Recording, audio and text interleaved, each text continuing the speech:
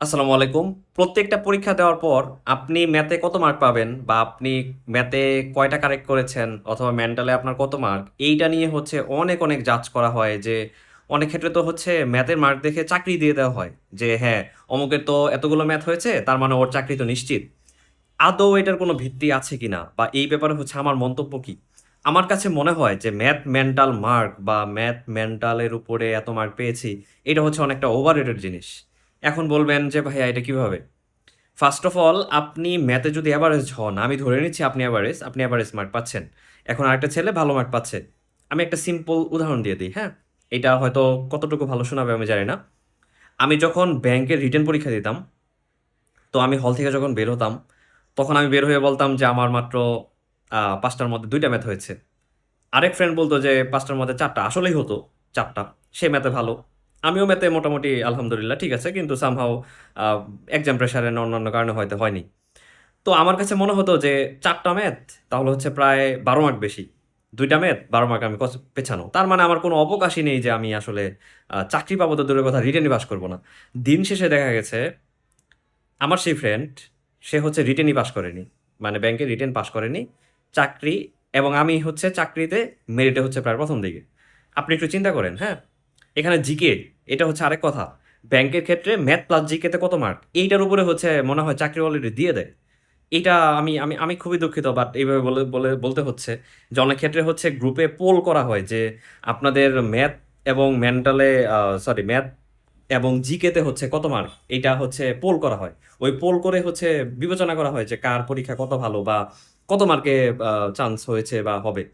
এটা তো একদম হাস্যকর একটা লজিক হয়ে গেল। আপনি একটু চিন্তা করেন যে ব্যাংক রিটেনে আপনার কত মার্ক আছে? ফোকাস মার্ক আছে ৩৫, সাথে হচ্ছে ৩০ এবং প্যাসেজ এভরিথিং অনেক জায়গা আছে যেখানে হচ্ছে আপনার মার্কের ভেরিয়েশন হওয়ার চান্স অনেক বেশি থাকে।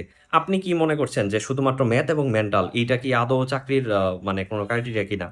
অ্যান্ড শুনলে খুবই অবাক হবেন। আমি যে হাউস বিল্ডিং ফাইন্যান্সে আছি, আমার শুধুমাত্র একটা ম্যাথ হয়েছিল। অ্যান্ড যদিও পরীক্ষা খুবই কঠিন ছিল। পাটিগণিত, আমি পাটিগণিত টোটালি পারি না।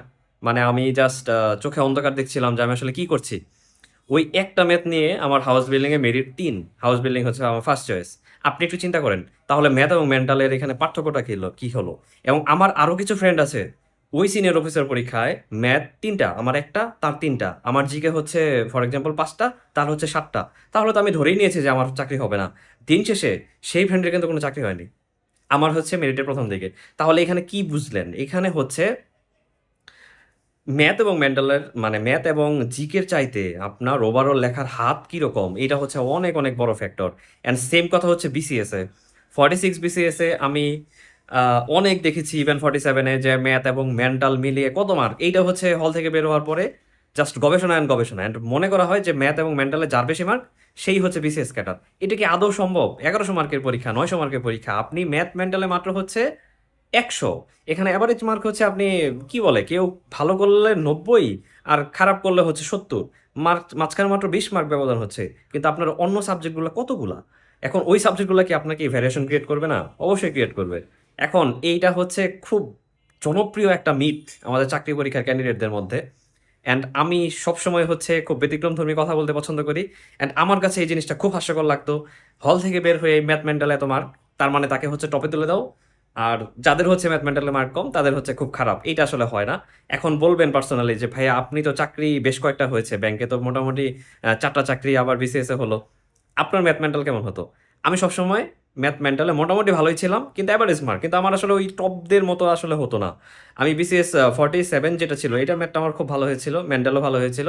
কিন্তু এমন যে না যে খুব up to the mark.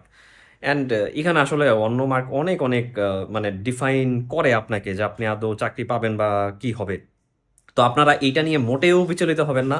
And আপনাদের এই ধরনের উদাহরণ খুব আশেপাশে কমন পাবেন যে ম্যাথ মেন্টালে অনেক ভালো, তাদেরকে সবাই চাকরি দিয়ে দিচ্ছে। দিন শেষে হচ্ছে আপনারই চাকরি হবে। আপনার ম্যাথ মেন্টাল খুব বেশি ভালো ছিল না। ঠিক আছে? ম্যাথ এবং জিকে এগুলা হচ্ছে অ্যাকুরেট মার্ক তো। এটাই সবার আগে বিবেচনা করে। অ্যান্ড পরীক্ষা হলে আরো দেখবেন আমি এই জিনিসটা আরো বেশি দেখতাম। ছোটবেলায় যখন পরীক্ষা দিতাম হল থেকে বের হয়েই ৪০ টা এমসিকিউ সবাই বলত যে আমার ৩৫ প্লাস হবে, ৩৫ প্লাস হবে। আমি কিন্তু বলার সাহস পেতাম না।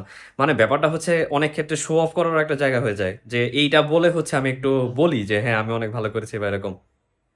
এটা আসলে হওয়া উচিত না।